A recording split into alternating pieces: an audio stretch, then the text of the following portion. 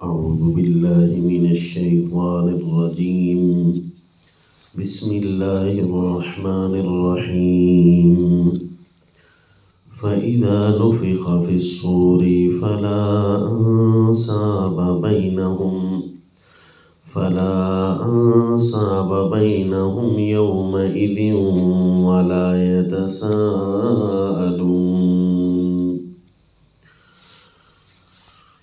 وصلی اللہ علی النبی الکریم. سورہ المؤمنون آیت نمبر 101. فَإِذَا نُفِخَ فِي الصُّورِ، پس جب صور میں پھونک دیا جائے گا، دن قیامت کا برپا ہوگا. فَلَا أَنْسَابَ بَيْنَهُمْ، اس دن یہ کام ہوگا کہ رشتہ داریوں نے تو کام نہیں آنا، بلکہ کام آ رہے ہوں گے اس وقت ان کے اپنے ترازو پر تولے جانے والی چیزیں، ایمان و اعتقاد و اعمال. لہذا فلا انصاب بینہم یومئذ ولا یتساءلون، اور نہ ایک دوسرے سے لوگ پوچھ سکیں گے، ان کی خیر غم خاری نہیں کر سکیں گے.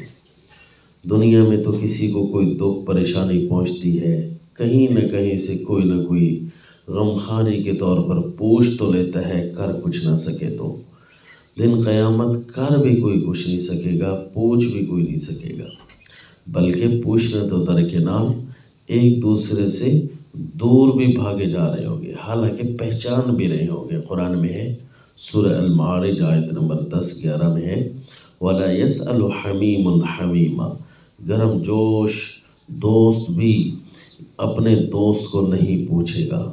یبصرونہم، حالانکہ ان کو دکھائے جائیں گے، وہ سامنے کھڑے ہوں گے، کوئی کسی کا بوجھ نہیں اٹھا رہا ہوگا. رشتہ داریاں کام آنا تو درکنار، سورہ عبس آیت نمبر 34 تک میں ہے، یوم یفر المرء من اخیہ و امہ و ابیہ و صاحبتہ و بنیہ لکل امرئ منہم یومئذ شأن یغنیہ، کہ بندہ تو اپنے بھائی سے بھی دور بھاگ رہا ہوگا کہ کہیں یہ مجھ سے غم خاری مانگ نہ لے.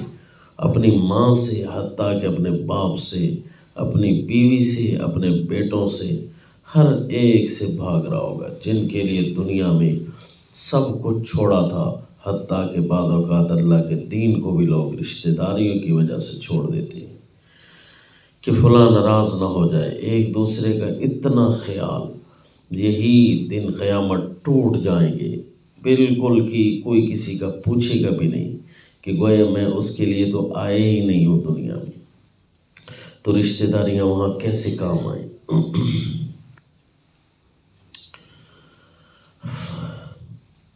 البتہ اگر عقیدہ صحیح ہو اور کسی اعزاز کی وجہ سے کوئی جنت میں جا رہا ہے، تو اس وقت دوسرا جس کے اعمال کی کچھ کمزوری ہے لیکن اصل العقیدہ اس کا ٹھیک تھا، تو پھر اس کی رشتہ داری احادیث طیبہ کے اشارات، قرآن پاک کے اشارات واضح بتاتے ہیں کہ وہاں رشتہ داریاں کام آ جائیں گی.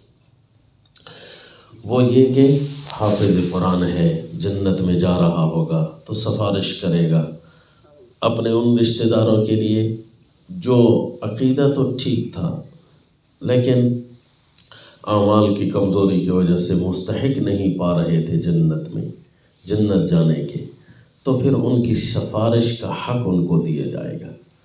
تو پھر وہ اپنے رشتہ داروں کو یہ فائدہ تو دے رہا ہے.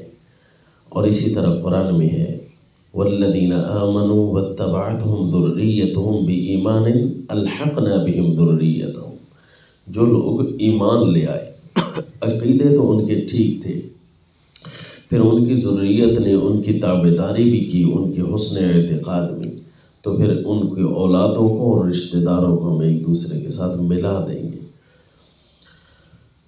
اور حدیث پاک میں اگرچہ صحاح کی روایات نہیں ہیں جو استدلال چلتا ہو، البتہ تائید کے لیے وہ روایات چلتی ہیں.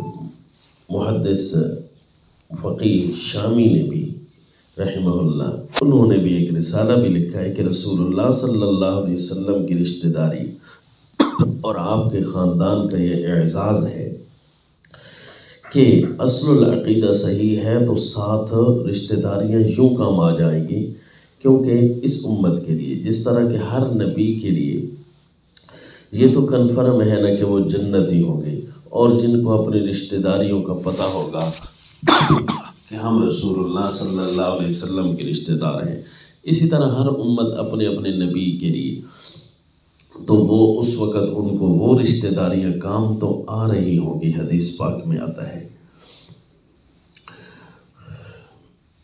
کیونکہ رسول اللہ صلی اللہ علیہ وسلم نے فرمایا، وہ ان روایات کے اندر آتا ہے، ان اسناد کے ساتھ ہے، اگرچہ قابل استدلال نہیں، لیکن فضائل کی دنیا میں جو چلنے والی روایات ہیں وہاں تک وہ روایات پہنچ سکتی ہیں کہ ان الانساب تنقطع یوم القیامہ غیر نسبی والسببی والسحری، کہ جتنی بھی رشتہ داریاں قوم، قبیلے، خاندان، ان کی اصل ٹوٹ جائے گی دن قیامت۔ کوئی کسی کو یہ پتہ نہیں ہوگا کہ میرے خاندان کا فلاں بندہ جنت میں جا رہا ہے کہ نہیں جا رہا، تاکہ اس کی طرف بندہ منسوب تو ہو جائے کہ میں، باقی تو میرے نمبر پورے نکل آئے، جنت میں بھی جا رہا ہوں، لیکن کچھ جو مزید اعزاز حاصل ہونا ہے فلاں کی رشتہ داری کا، وہ بھی مجھے حاصل ہو جائے، تو یہ کسی کے لیے نہیں ہوگا، بلکہ آپ صلی اللہ علیہ وسلم کے لیے وہ اعزاز ثابت ہوگا کہ آپ کی اولاد، آپ کی رشتہ داریاں کسی طریقے سے بھی رشتہ داری ہو تو وہ اس کو وہاں اعزاز کے لیے یوں سمجھو الگ نمبر دیے جائیں گے، چاہے وہ اپنی اولاد کے ذریعے ہو یا کسی رشتہ کرنے کی وجہ سے ہوئی ہو۔ اسی لیے تو سیدنا فاروق اعظم رضی اللہ تعالی عنہ جب حضرت سیدنا علی رضی اللہ تعالی عنہ کی بیٹی سے شادی کرتے ہیں تو اس وقت آپ نے یہی فرمایا تھا۔ حضرت سیدنا علی رضی اللہ تعالی عنہ کی ربیبہ تھی حضرت ام کلثوم رضی اللہ عنہا، ان سے شادی کی تو فرمایا، اما واللہ ما بی الا انی سمعت رسول اللہ صلی اللہ علیہ وسلم یقول کل سبب ونسب فإنه منقطع یوم القیامہ الا سببی ونسبی، کہ ہر سبب اور ہر نسب یہ دن قیامت کام نہیں آنے والا، یہ دن قیامت ٹوٹ جائے گا، صرف میرا سبب اور میرا نسب ہے، یہ دن قیامت بھی برقرار ہوگا، کیونکہ اللہ کے نبی کے بارے میں تو ساروں کو پتہ ہے نا کہ وہ جنتی ہیں۔ پھر جو رشتہ دار ہوں گے تو وہ یہ الگ اعزاز بنائیں گے، تو اسی لیے سیدنا فاروق اعظم رضی اللہ تعالی عنہ نے جب رشتہ کیا تو فرمایا اس اعزاز کی وجہ سے میں نے رشتہ کیا، پھر اس میں حق مہر بھی اتنا دیا، تقریباً 40,000 درہم یا دینار تھے، اعزاز اور اکرام کے لیے۔ طبرانی میں بھی روایت ہے، یہ مسند بزاز میں بھی ہے، بہقی وغیرہ میں، اسی طرح مفسر ابن کثیر رحمہ اللہ نے بھی ان کو نقل فرمایا ہے۔ تو اب سوال یہ پیدا ہوتا ہے کہ جب رشتہ داریاں ایمان کی وجہ سے کام آئیں گی، یہ تو ہر ایک کو پھر کام آ سکتی ہیں، پھر اس حدیث مبارک کا کیا مطلب ہے کہ پھر ہر رشتہ داری ٹوٹ جائے گی لیکن آپ صلی اللہ علیہ وسلم کی رشتہ داری باقی رہے گی؟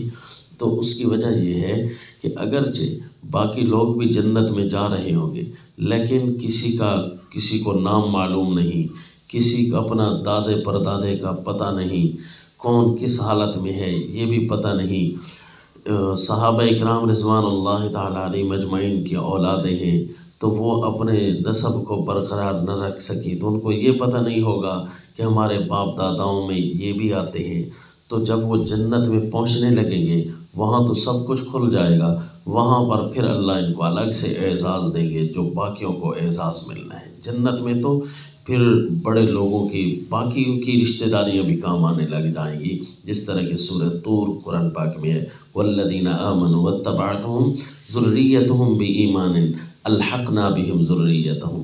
البتہ میدان محشر میں تو کوئی کسی کو ایسا یاد نہیں ہوگا، رسول اللہ صلی اللہ علیہ وسلم کی طرف تو ہر کوئی منسوب ہونے والا ہے، جس کو پتہ تھا کہ میں کم از کم کسی طریقے سے رشتہ دار بنتا ہوں، یا رشتے کی وجہ سے، یا پھر آپ صلی اللہ علیہ وسلم کے اولاد ہونے کی وجہ سے. کیونکہ ایک روایت میں مفسر ابن کثیر رحمہ اللہ نے یہ بھی روایت نقل کی ہے، فرماتے ہیں کہ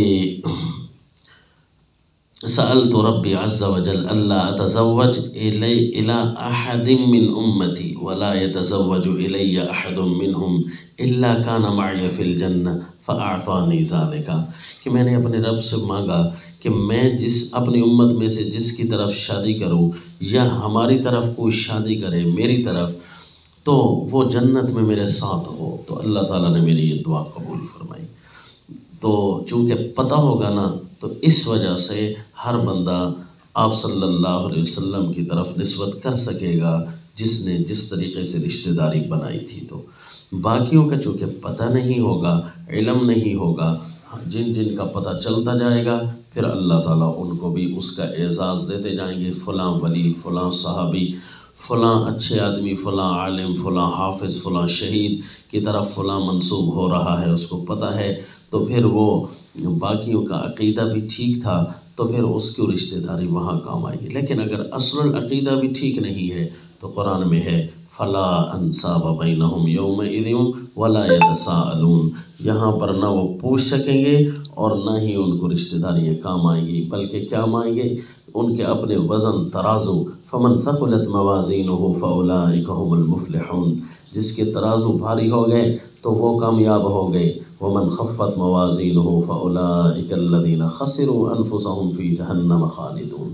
اور جس کے ترازو کم پڑ گئے تو پھر یعنی نیکیاں اس کی تھوڑی نکلی، اس معیار کے مطابق کم نکلی جو معیار اس وقت جنت کی طرف پہنچنے کے لیے رائج ہوگا، جو سکہ رائج ہوگا اس معیار سے کم نکلی.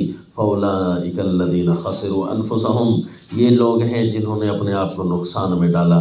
فی جہنم خالدون. کچھ ایسے بھی ہیں جو جہنم میں ہمیشہ ہمیشہ رہیں گے. یعنی سارے کے سارے ترازو اس کے خراب نکلے، سارے وزن تو جہنم میں رہیں گے. کچھ وزن خراب نکلے تو نقصان تو اٹھایا انہوں نے، اگر عقیدہ اس کا کم از کم ٹھیک تھا تو اس نقصان کو کسی ذریعے پورا کرنے کی کوئی امید تو کی جا سکتی ہے. وما علینا الا